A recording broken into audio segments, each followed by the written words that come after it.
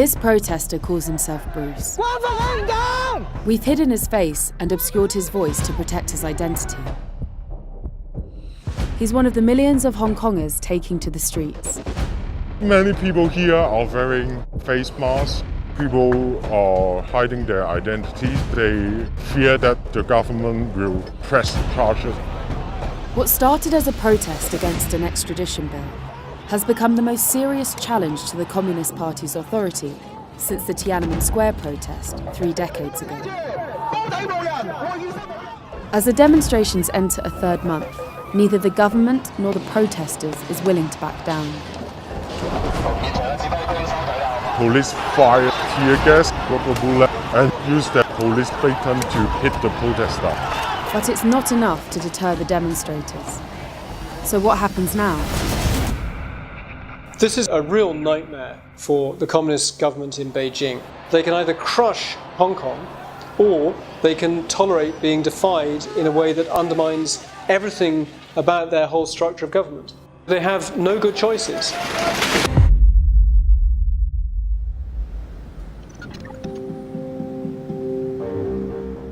Hong Kong is one of the most important financial centres in the world, and it has a unique status.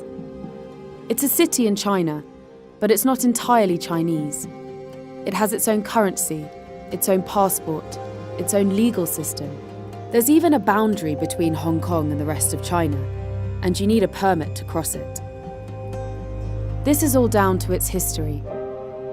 In 1842, Hong Kong was ceded by the Chinese to the British after the First Opium War. But in 1997, Britain gave it back to China. Hong Kong people are to run Hong Kong. With one important condition. For 50 years, Hong Kong was to be governed under what is known as one country, two systems. The chief executive, who runs Hong Kong, would be appointed by a pro-Chinese committee. But the city was guaranteed a high degree of autonomy, with its own government, legal system, and economic independence until 2047. Over the past decade, those rights have been eroded.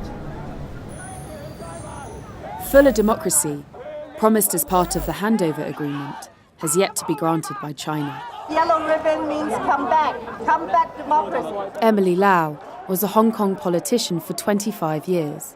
Today she still campaigns for democracy. Things have deteriorated fast, particularly since President Xi Jinping came to power. So people are very concerned. We want freedoms, we want personal safety, we want the rule of law. China's grip has got ever tighter. In 2012, the government tried to install a patriotic pro-Chinese education system. Then, 5 Hong Kong booksellers who sold material banned in mainland China disappeared. In 2016, pro-democracy opposition leaders were thrown out of Hong Kong's parliament for insulting China when swearing their oaths. And then in February this year, the government introduced a bill which would have allowed extradition to the mainland. Very few people in Hong Kong imagine there's going to be full-on Western-style democracy, but they are very angry about the way that what they believe they were promised was something much more accountable, where you would have something close to universal suffrage.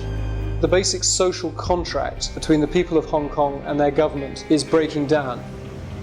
All this is fueling the protesters' anger. The invisible hand from China are getting more visible. They are putting more controls on Hong Kong's autonomy, democracy. Hong Kong is not China.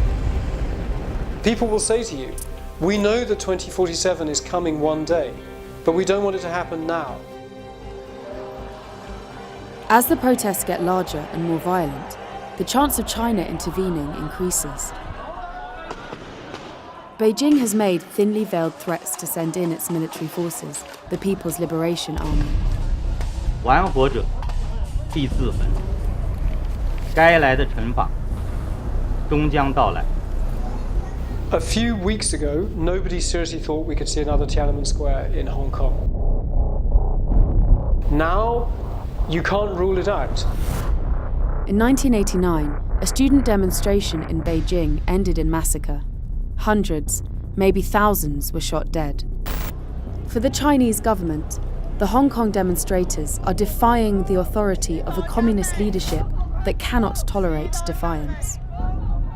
For President Xi Jinping, his kind of north and south, his east and west, is the absolute authority and total control of the Chinese Communist Party, and anything that threatens that must be crushed.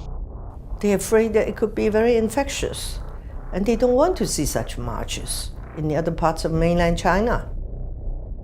Another fear is some protesters' demand for full independence. But military intervention would be a very risky strategy for Beijing. Hong Kong, for all its woes, is still a very rich world financial centre. To roll troops into that kind of a financial centre would be an economic catastrophe. In 1993, Hong Kong's GDP accounted for more than a quarter of mainland China's. Today, China's remarkable rise means that Hong Kong's economic output makes up less than 3% of the mainland's. But Hong Kong remains important for China. Multinationals use it as a launchpad to the mainland, and it gives Chinese companies access to the rest of the world. So we are very special. We are a window for China to look to the outside world. As an international city with all our connections, it's very valuable to China. So how the turmoil is resolved matters to more than just the people of Hong Kong. The government there said, the People's Liberation Army may be deployed. But if that's the case, the game is over. If China uses lethal force, then you would see an economic crash. There's 85,000 American expatriates in Hong Kong. You'd see them fleeing for the airport. This all comes at a time when China and America are waging a trade and technology war. Bloodshed on Hong Kong streets would make relations deteriorate even further. Beijing is now blaming outsiders for the trouble. We've seen remarkably explicit state media commentaries telling the people of China that these protests are not just radical and violent, but are also orchestrated by foreign forces. 中国政府坚决反对任何外国势力企图插手或者干预香港事务。 For the Chinese Communist leadership, what's happening in Hong Kong is evidence that as China rises as one of the world's most powerful countries, that the West is using every means possible to divide and to frustrate China. For China, the situation has become much more than a dispute over a law. It's become an existential threat. Bruce and the other protesters are holding their breath. I am still wary of what happened next because the situation could deteriorate very rapidly.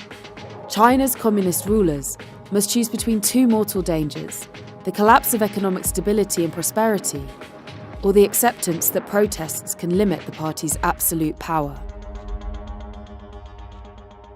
Hi, I'm Anna. I directed this film. If you'd like to find out more about the situation in Hong Kong and its relationship with China, click on the link to The Economist's website. You can also watch our film about China's oppression of the Muslim Uyghurs.